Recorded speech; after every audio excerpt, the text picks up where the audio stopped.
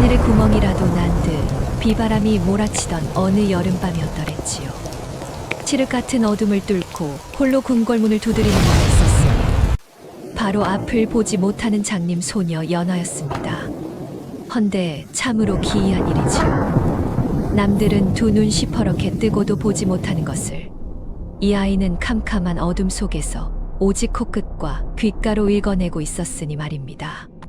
궁궐 담장을 넘어오는 매캐한 화약 냄새, 그리고 빗물에 섞여 드는 저 비릿한 쇠 냄새.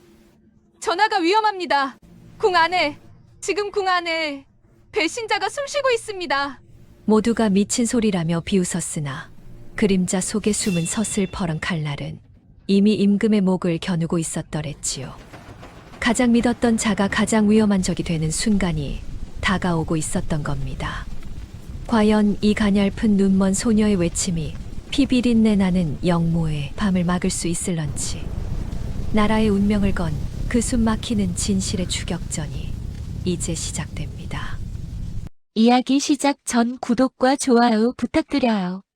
채널의 다음 이야기가 궁금하시다면 댓글로 응원해주세요. 하늘에 구멍이라도 난 듯 장대비가 쏟아지던 어느 여름날 밤이었더랬지요. 칠흑 같은 어둠이 깔린 한양 도성거리는 사람 발길 하나 없이 적막하기만 했습니다. 가끔 치는 번개만이 무겁게 가라앉은 기와 지붕들을 서늘하게 비추고 사라질 뿐이었지요.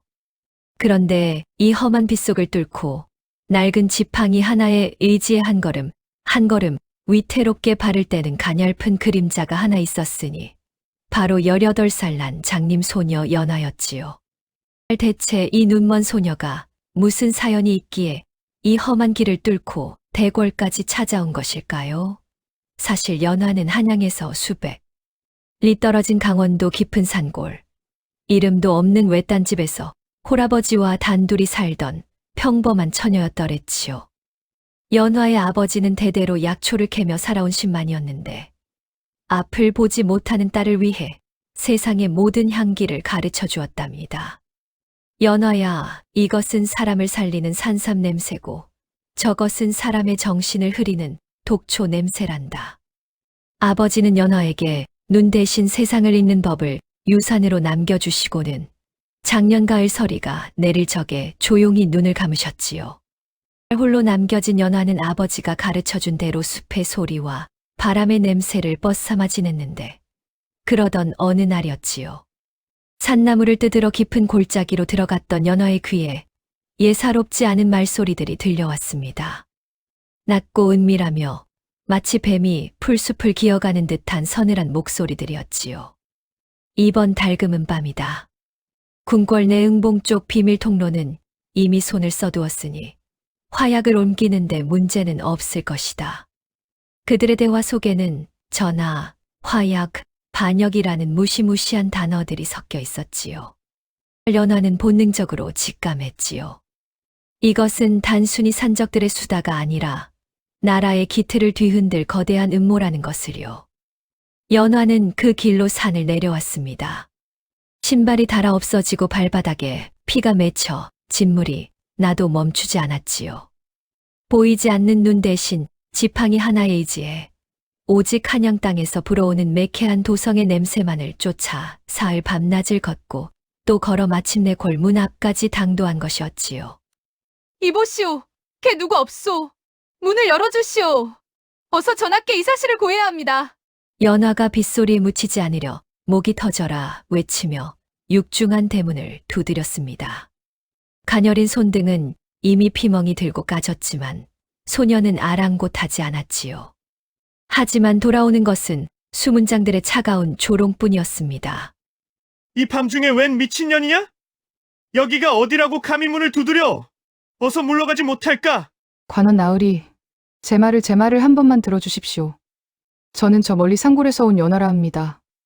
제가 산에서 보았습니다. 전하를 해치려는 무리가 화약을 숨기고 궁으로 향하는 것을요, 지금. 궁 안에 무서운 일이 벌어지려 하고 있습니다. 화약이라니? 이 계집애가 아주 소설을 쓰는구나. 이 비바람에 화약이 다 젖겠다. 이년아! 헛소리 말고 어서 꺼져라! 진흙탕 바닥으로 고꾸라진 연화는 아버지가 물려주신 소중한 지팡이를 놓치고 말았지요. 손톱이 깨지도록 바닥을 더듬으며 지팡이를 찾는 연화의 코끝으로 아까 산에서 맡았던 그 불길한 쇠 냄새가 다시 한번 스쳐 지나갔습니다. 그런데 이번엔 그 냄새가 골 안쪽이 아니라 바로 자신을 밀쳐낸 수문장들의 몸에서 나고 있는 게 아니겠습니까? 아, 나으리들마저. 연화는 온몸에 소름이 돋았습니다. 궁궐을 지켜야 할 문지기들조차 이미 그 비릿한 욕망의 냄새에 중독되어 있었던 것이지요.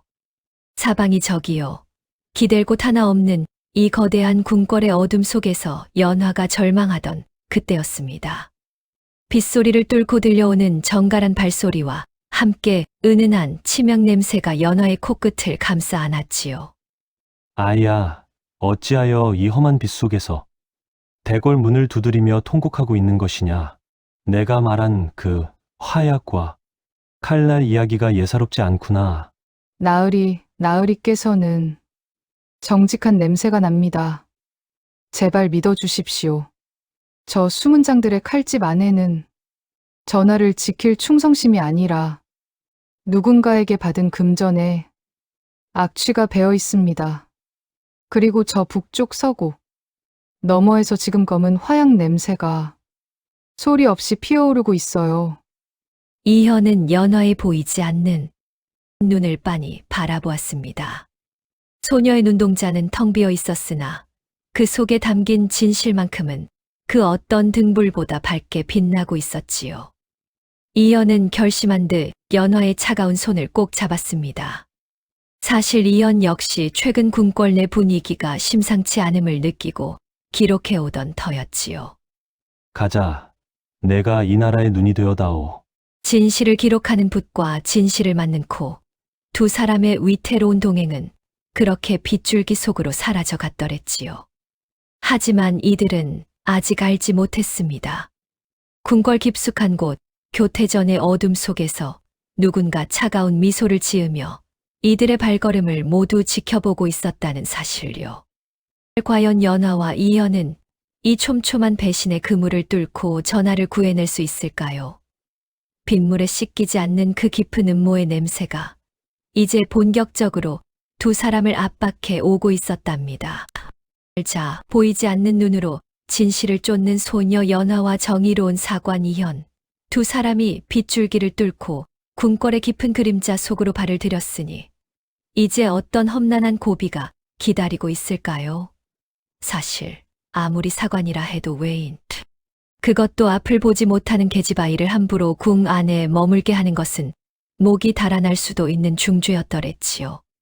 하지만 이연에게는 다 계획이 있었으니 바로 지금 궁궐 안을 발칵 뒤집어 놓은 중전마마의 기괴한 병증을 이용하는 것이었습니다. 당시 중전마마께서는 원인 모를 두통과 헛것이 보이는 병으로 수개월째 앓아누워 계셨지요. 내로라 하는 어이들이 사방에서 약을 쓰고 침을 놓았으나 효험은커녕 중전께서는 어디선가 자꾸만 고약한 시체 썩는 냄새가 난다며 비명을 지르곤 하셨습니다. 다른 이들의 코에는 그저 향기로운 치명 냄새만 가득할 뿐인데 말이지요. 이현은 바로 이 점에 주목했습니다.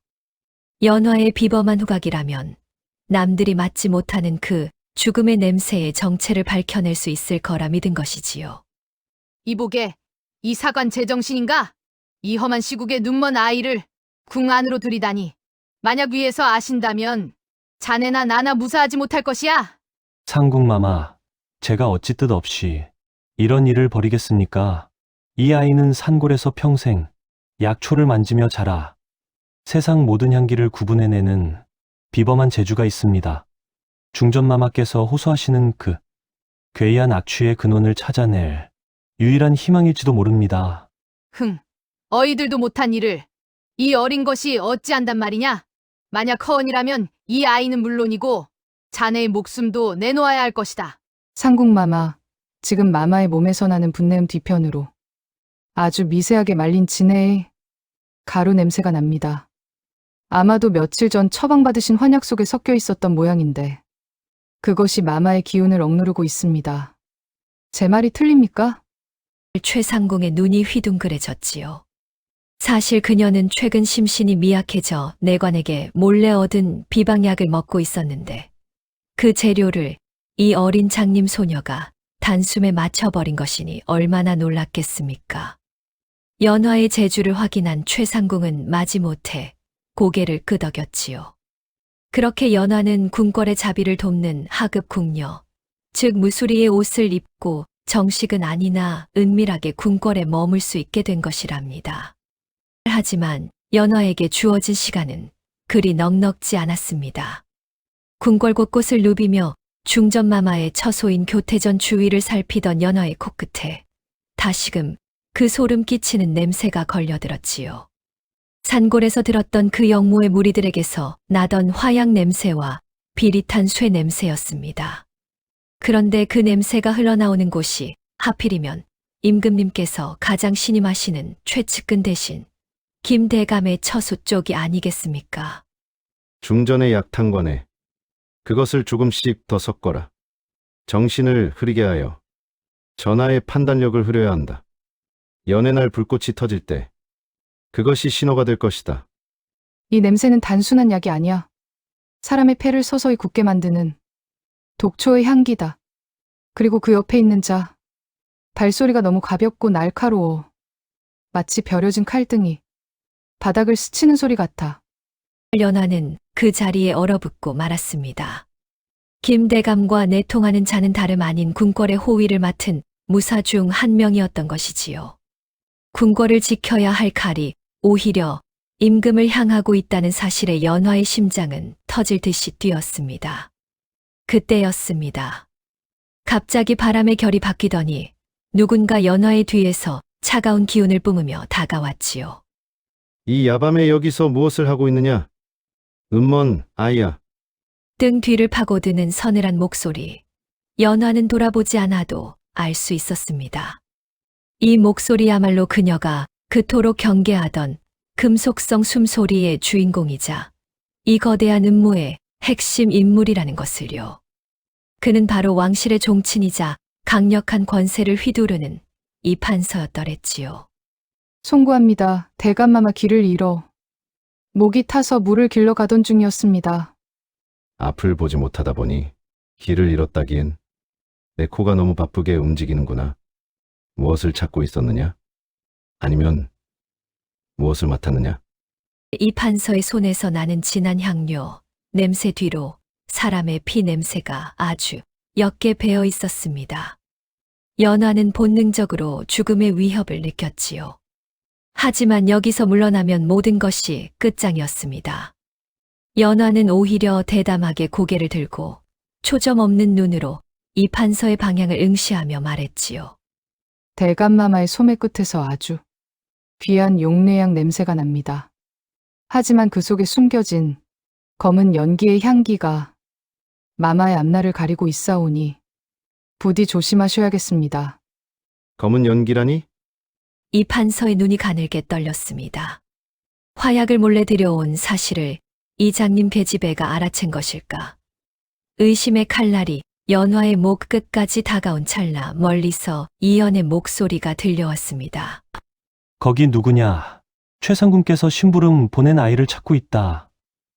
이현의 등장으로 위기는 간신히 넘겼으나 이 판서의 차가운 시선은 연화의 등 뒤를 한참 동안 떠나지 않았지요. 연화는 이제 확실히 알게 되었습니다.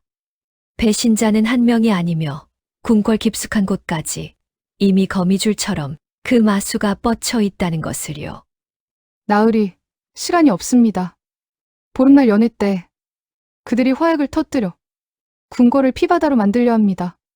중전마마의 병 또한 그들이 심어놓은 독초 때문입니다. 연화의 떨리는 말에 이현의 얼굴이 잿빛으로 변했지요. 이제 두 사람은 보이지 않는 적들과의 목숨을 건 숨바꼭질을 시작해야 했습니다. 과연 이 가냘픈 소녀는 오직 냄새만으로 그 치밀한 덫을 피해 갈 수 있을까요? 자, 궁궐의 담장은 높고도 험하며 그 안의 그림자는 생각보다 훨씬 깊고 어두운 법이지요. 무수리의 옷을 입고 궁 안으로 스며든 연화는 이제 본격적으로 중전마마를 갉아먹는 그 죽음의 냄새를 추적하기 시작했습니다. 낮에는 물을 깃고 마루를 닦으며 몸을 낮추었으나 그녀의 예민한 코는 잠시도 쉬지 않고 궁궐 구석구석을 훑고 있었더랬지요. 그러던 어느 날 밤, 달빛조차 구름에 가려 숨을 죽인 야심한 시각이었습니다. 연화는 최상궁의 심부름으로 중전마마의 약탕관을 씻으러 나오다 담장 너머에서 풍겨오는 기이한 향기에 발걸음을 멈추었지요. 그것은 낮에 맡았던 이 판서의 무거운 향료, 냄새도 아니요. 수문장들의 비릿한 쇠 냄새도 아니었습니다.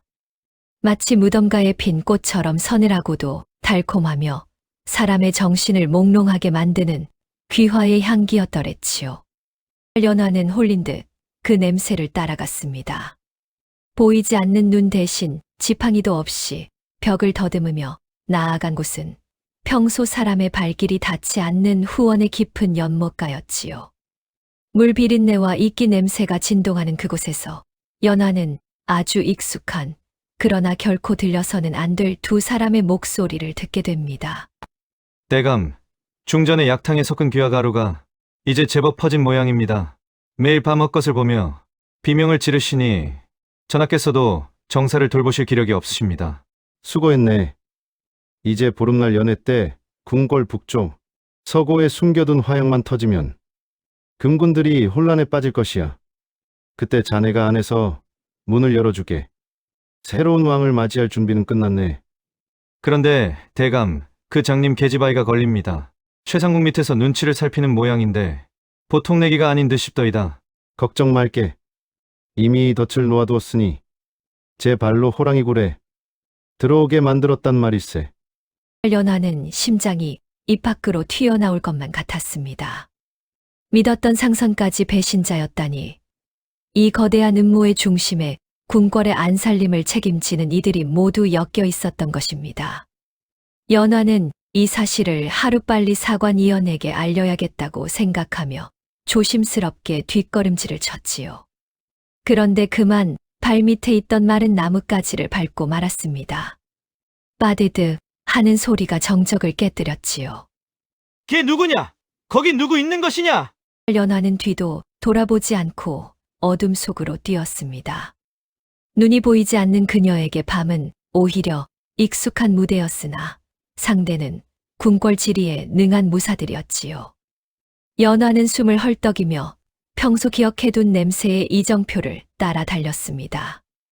여기는 소나무 향이 나니 오른쪽, 여기는 오래된 목재 냄새가 나니 왼쪽. 하지만 그녀가 도착한 곳은 사관 이현의 처소가 아니었습니다. 연화가 멈춰선 곳에서는 아주 진하고 달콤한 아까 맡았던 그 귀화의 향기가 진동하고 있었습니다. 정신이 아득해질 정도로 강력한 향기였지요. 이상하다. 이연 나으리의 방은 서구 냄새가 나야 하는데 연화가 당황하여 발을 때려던 찰나 뒤에서 육중한 문이 닫히는 소리가 들렸습니다. 쾅 하고 말이지요. 나으리, 이연 나으리, 거기 계십니까? 머리가 너무 아파. 어리석은 계집 같으니 내 놈의 그 용한 코가 내 무덤을 판 것이야. 사방에 내가 좋아하는 귀화향을 깔아두었으니 이제 그곳에서 평생 나오지 못할 환상에 빠져 죽어가거라. 감히 누가 배신자라느냐? 진실을 아는 자가 사라지면 그것이 곧 진실이 되는 법이지. 이 판서의 비열한 웃음소리가 멀어져 갔습니다. 연화는 방바닥을 굴렀지요. 귀화의 독한 향기가 온몸의 감각을 마비시키기 시작했습니다. 귀에서는 우웅거리는 소리가 들리고 몸은 천근만근 무거워졌지요. 정신 차려야 해. 아버지가 말씀하셨지. 독초가 있는 곳엔 반드시 약초도 있다고. 연화는 떨리는 손으로 자신의 품속을 뒤졌습니다. 그곳엔 아버지가 생전에 주셨던 정신을 맑게 해주는 박하 가루와 진범이 섞인 작은 주머니가 있었습니다. 연화는 그것을 코에 대고 필사적으로 숨을 들이켰지요. 코끝을 찌르는 알싸한 향기에 아주 잠시 정신이 돌아왔습니다. 그리고 그때 연화의 귀에 아주 미세한 소리가 들렸습니다.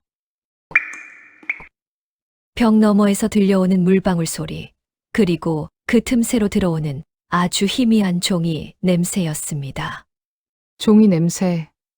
서고다. 이 방은 사관나으리의 서고와 맞닿아 있는 비밀 벽장이야. 연화는 전 먹던 힘을 다해 벽을 두드리기 시작했습니다. 나으리, 이연 나으리, 저 여기 있습니다. 제 목소리가 들리십니까? 하지만 밖은 여전히 요란한 빗소리와 천둥 소리뿐이었지요. 연화의 의식은 다시금 흐릿해지고 방 안의 연기는 더욱 짙어만 갔습니다. 과연 연화는 이 폐쇄된 죽음의 방에서 탈출해 배신자들의 정체를 폭로할 수 있을까요? 한편 연화를 찾아 궁궐을 헤매던 이현은 뜻밖의 장소에서 그녀의 부러진 지팡이를 발견하게 됩니다. 그 지팡이가 가리키고 있는 곳은 다름 아닌 왕의 침전으로 향하는 가장 은밀한 통로였지요. 폭풍전야의 정적이 궁궐을 감싸고 이제 배신자들의 칼날은 왕의 목전까지 다다르고 있었던 것입니다. 죽음의 연기가 방 안을 가득 채우고 가냘픈 소녀의 의식이 촛불처럼 가늘게 흔들리던 그 절체절명의 순간이었더랬지요. 연화는 흐릿해지는 정신줄을 붙잡으며 벽을 긁고 또 긁었습니다. 손톱 밑에서는 이미 피가 배어 나왔으나 소녀는 멈출 수 없었지요. 그녀가 죽으면 이 나라의 태양마저 어둠 속으로 영영 사라질 것이라는 공포가 그녀를 움직이게 했답니다.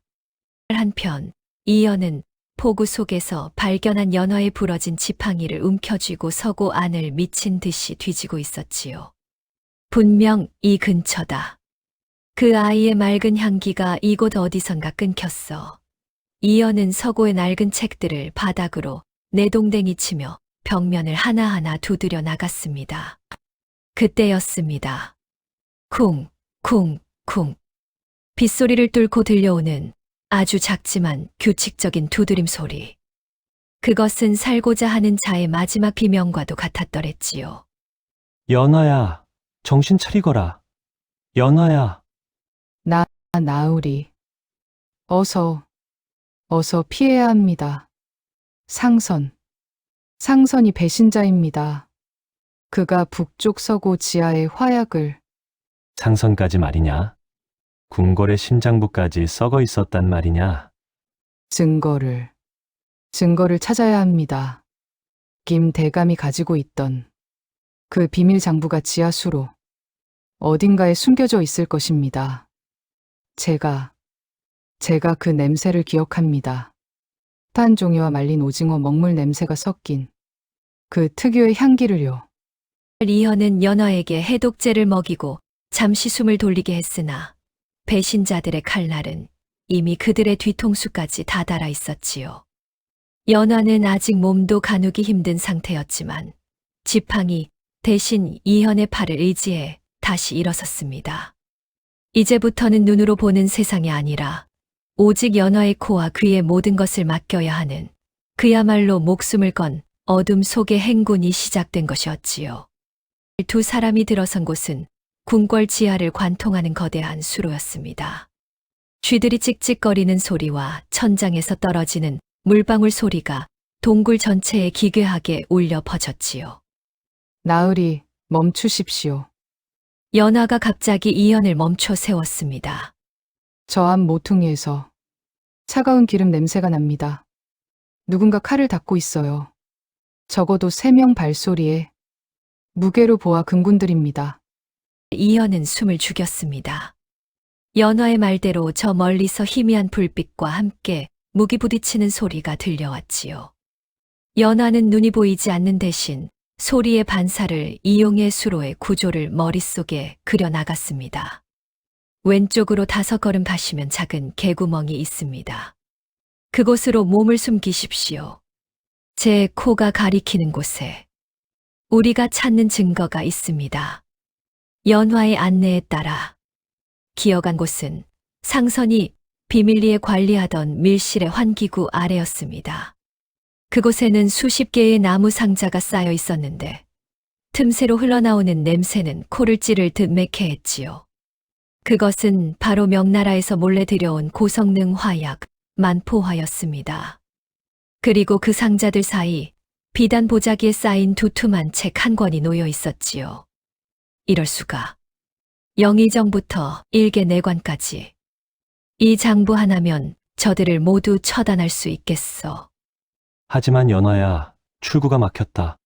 저들이 벌써 이쪽으로 오고 있어. 나으리, 걱정 마십시오.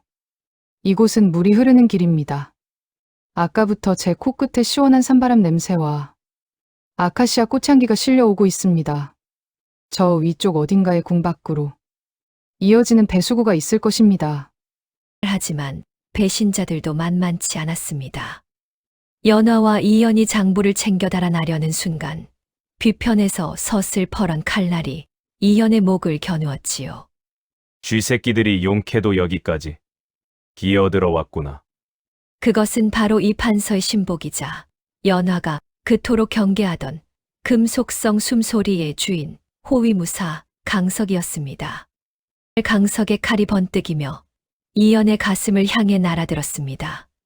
그 찰나의 순간 연화는 바닥에 흩어져 있던 화약 가루를 한 움큼 쥐어 던졌지요. 나으리, 눈을 감으십시오.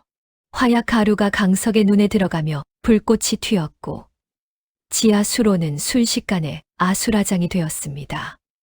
연화는 이 혼란을 틈타 이연의 손을 잡고 물길 속으로 몸을 던졌더랬지요.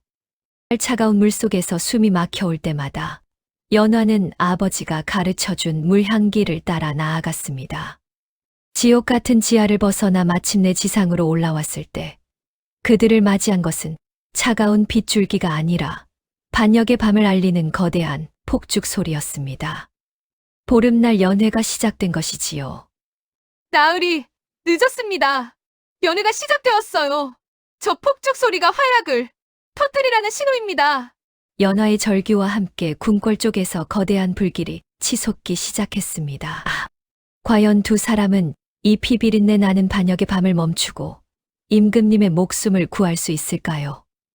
밤하늘을 수놓는 화려한 불꽃놀이가 시작되었을 때 대궐 안의 백관들은 그것이 태평성대를 송축하는 축복인 줄로만 알았더랬지요. 하지만 그 찬란한 불꽃 아래로 떨어지는 것은 축복의 재가 아니라 누군가의 목숨을 앗아갈 서슬 퍼런 칼날의 그림자였습니다. 쾅 하는 폭죽 소리가 고막을 찢을 때마다 궁궐 북쪽 서고와 무기고에서는 미리 설치해둔 화약이 연쇄적으로 터지며 비명이 터져 나왔습니다. 반역이다! 적들이 침전까지 밀고 들어온다! 당황한 금군들이 우왕좌왕하는 사이 이미 매수된 배신자들은 소매 속에 숨겨두었던 칼을 뽑아 동료들의 가슴을 찔렀습니다. 연회장은 순식간에 아수라장이 되었고 임금님께서는 몇몇 충성스러운 내관들에게 둘러싸여 퇴로를 찾지 못한 채 고립되고 말았지요. 사방은 화약 연기와 피비린내로 가득 차 눈을 뜰 수조차 없었습니다. 나으리, 정전 쪽은 이미 피비린내가 진동합니다. 배신자들이 전하의 길목을 차단했어요. 지금 전하께서는 서쪽 연못 쪽으로 몸을 피하셨으나 그곳은 막다른 길입니다. 서쪽 연못이라니. 그곳은 자객들이 매복하기 딱 좋은 곳이 아니냐, 연화야. 내가 길을 잡아야 한다. 이 연기 속에서는 한 치 앞도 보이지 않아. 저를 믿고 따라오십시오. 제 코끝에 전하께서 평소 입으시는 곤룡포의 향, 진한 정향 냄새가 느껴집니다. 그 뒤로 비릿한 쇠 냄새가 바짝 추력하고 있어요. 연화는 보이지 않는 눈 대신 오직 후각과 청각을 곤두세워 길을 열었습니다. 불타는 목재가 무너져 내리는 소리, 자객들의 은밀한 발소리, 그리고 겁에 질린 임금님의 거친 숨소리까지. 연화의 머릿속에는 궁궐의 지도가 입체적으로 그려지고 있었지요. 두 사람은 불길을 뚫고 마침내 서쪽 연못가 작은 정자 뒤에 몸을 숨긴 임금님을 발견하게 됩니다. 전하, 이제 천명이 다했나 봅니다. 이 연기 속에 누가 전하를 구하러 오겠습니까? 어서 옥새를 내놓으시고 편히 가시지요. 이 판서 내놈이 정녕 나라를 팔아먹으려 하는구나. 하늘이 무섭지도 않으냐? 하늘은 보지 못하는 자의 편이 아니라 힘을 가진 자의 편이지요. 자, 끝을 내라! 자객들이 일제히 칼을 휘두르려던 그 순간이었습니다. 전하, 엎드리십시오. 연화의 날카로운 외침과 함께 이연이 가지고 있던 사관용 연화통이 자객들의 발밑에서 터졌습니다. 펑 하는 소리와 함께 사방이 짙은 백색 연기로 뒤덮였지요. 지금입니다. 나으리, 전하의 손을 잡으십시오. 연화가 앞장섰습니다. 모두 등불을 끄십시오. 불빛이 있으면 오히려 적들의 표적이 됩니다. 제가 안내하는 소리만 믿고 따라오셔야 합니다. 연화의 말에 호위무사들이 횃불을 바닥에 던져 껐습니다. 사방은 완벽한 어둠에 잠겼고 자객들은 당황하여 허공에 칼질을 해댔지요. 자, 보십시오. 눈뜬 자들이 장님이 되고 장님이었던 소녀가 유일하게 앞을 보는 신기한 광경이 펼쳐졌더랬지요. 연화는 자객들의 거친 숨소리와 그들이 내뿜는 살기의 향기를 피해 임금님을 데리고 지하 수로와 연결된 비밀 통로로 신속하게 움직였습니다. 자객들이 칼을 휘두를 때마다 연화는 왼쪽입니다. 고개를 숙이십시오.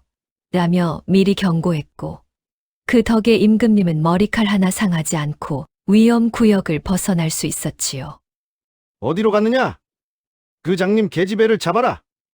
당장 이 문을 부수란 말이다. 이제 괜찮습니다. 이 길은 골박 산기슭으로 이어지는 은밀한 통로입니다. 아버지가 가르쳐 주신 산바람. 냄새가 여기까지 들어오고 있어요. 내 이름이 무엇이라 했느냐? 내 비록 한 나라의 주권자라 하나 오늘 이 어둠 속에서는 내가 나의 눈이요 나의 길이었구나. 전하, 여기 배신자들의 명단이 담긴 장부가 있습니다. 이 판서와 상선, 그리고 김대감, 이 모든 음모의 주동자들이 여기에 적혀 있사옵니다. 임금님은 피 묻은 장부를 펼쳐 들었습니다. 밖에서는 여전히 반란군의 함성이 들리고 불길이 치솟고 있었으나 이 좁고 어두운 비밀 통로 안에서만큼은 진실의 등불이 켜지고 있었지요. 연화는 기운이 다해 바닥에 주저앉았지만 그녀의 코끝에는 이제 더 이상 배신의 악취가 아닌 새벽이 다가오는 서늘하고 맑은 이슬 냄새가 느껴졌습니다. 전하, 이제 곧 날이 밝을 것입니다. 동쪽에서 불어오는 바람에 소나무 향이 실려옵니다. 그것은 의금부와 훈련도감에 충직한 군사들이 전하를 구하러 오고 있다는 신호입니다. 연화의 말에 임금님의 눈에 서광이 비쳤습니다. 욕망에 눈먼 자들이 궁궐을 붉게 물들였으나 앞을 보지 못하는 소녀의 순수한 마음이 마침내 조선의 새벽을 불러오고 있었던 것이지요. 하지만 배신자들은 마지막 발악을 준비하고 있었습니다. 이 판서는 궁궐의 모든 문을 걸어 잠그고 최후의 결전을 준비하며 임금님의 목을 가져오는 자에게 나라의 절반을 주겠노라 광기를 부렸지요. 과연 연화와 임금님은 무사히 궐을 빠져나가 반격의 기회를 잡을 수 있을까요? 자, 이제 어둠이 가장 짙게 내려앉았던 조선의 밤도 그 끝을 향해 가고 있었더랬지요. 비밀 통로의 끝에서 마침내 차가운 새벽 공기가 연화의 뺨을 스쳤을 때 저 멀리 동쪽 하늘에선 푸르스름한 기운이 번져오고 있었습니다. 하지만 궁궐 안은 여전히 타오르는 불길과 배신자들의 광기로 가득했으니 임금님을 모신 이 작은 무리의 어깨 위에는 나라의 운명이 무겁게 내려앉아 있었답니다. 전하, 들리십니까? 저 아래 계곡길로 수많은 말발굽 소리가 들려옵니다. 땅을 울리는 규칙적인 진동. 이것은 반란군의 소란스러운 발소리가 아닙니다. 잘 훈련된 우리 군사들의 발소리입니다. 연화가 흙바닥에 귀를 대고 외쳤습니다. 눈먼 소녀의 예리한 감각은 수십리 밖에서 달려오는 일금부와 훈련도감에 충직한 군사들을 정확히 짚어냈더랬지요. 이연은 급히 품속에서 신호용 불화살을 꺼내 하늘 높이 쏘아 올렸습니다. 전하, 무사하셨사옵니까? 저희가 늦었나이다. 역적들이 대궐문을 걸어 잠그고 최후의 항전을 준비하고 있사옵니다. 과인은 여기 살아있노라. 내 곁에 이 보이지 않는 소녀가 나를 죽음의 문턱에서 이끌어 주었느니라. 이제 역적들의 숨통을 조일 시간이다. 이연 사관이 챙긴 장부를 보아라. 한 놈도 빠짐없이 옥에 가두고 그 죄를 엄히 물을 것이다. 임금님은 연화의 손을 잡고 친히 말에 오르셨습니다. 다시 궁궐로 향하는 길, 연화의 코끝에는 더 이상 피비린내가 아닌 승리를 예감하는 차가운 새벽 이슬과 소나무 숲의 청량한 향기가 가득했지요. 마침내 굳게 닫혔던 도나문 앞에 당도했을 때 임금님은 연화에게 물으셨습니다. 아야, 저 문 너머에 아직도 그 배신의 악취가 남아있느냐? 속지 마라. 저것은 가짜다. 전하께서는 이미 침전해서 승하하셨단 말이다. 어서 화살을 쏴라. 거짓말하지 마십시오. 당신의 목소리에서는 지금 두려움에 떨고 있는 비겁한 주의 소리가 들립니다. 당신의 옷깃에 묻은 그 기묘 향기가 중전마마를 아프게 했고 당신의 손에 묻은 그 화약 냄새가 이 궁궐을 태웠습니다. 하늘이 다 듣고 보고 계시거늘 어찌 감히 임금님 앞에서 거짓을 고합니까? 연화의 목소리는 보이지 않는 눈 대신 진실을 꿰뚫는 힘이 실려 있었지요. 문 위에서 머뭇거리던 병사들이 하나둘씩 활을 내려놓기 시작했습니다. 전하께서 살아계신다. 문을 열어라. 누군가의 외침과 함께 거대한 문이 육중한 소리를 내며 열렸고 이 판서와 그 무리는 삽시간에 포위되고 말았지요. 욕망에 눈먼 자들의 최후는 참으로 비참했더랬지요. 보름달이 자취를 감추고 해가 완전히 떠올랐을 때 궁궐은 비로소 평온을 되찾았습니다. 영모에 가담한 자들은 줄줄이 포박되어 끌려갔고 이연 사관이 가져온 장부 덕분에 뿌리 깊은 배신의 싹들이 하나도 남김없이 뽑혀 나갔지요. 중전마마 역시 연화가 찾아낸 독초의 근원을 제거하고 해독제를 드신 덕에 비로소 깊은 잠에서 깨어나 환하게 웃으실 수 있었답니다.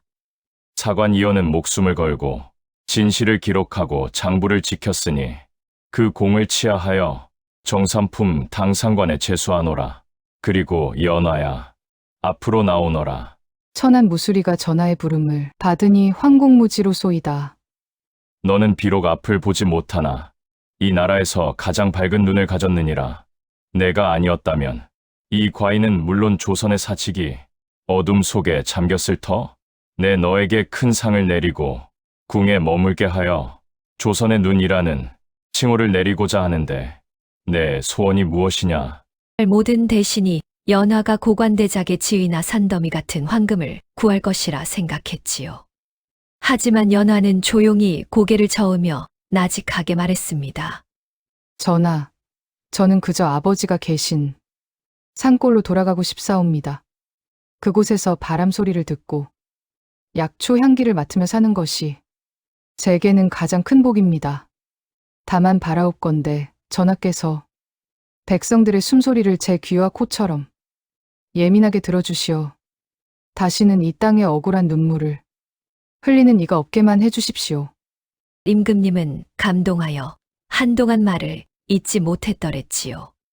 결국 임금님은 연화의 뜻을 존중하여 그녀를 고향으로 보내주었으나 그녀가 사는 산골 마을에 커다란 집을 지어주고 평생 넉넉히 살 수 있도록 배려해 주었습니다.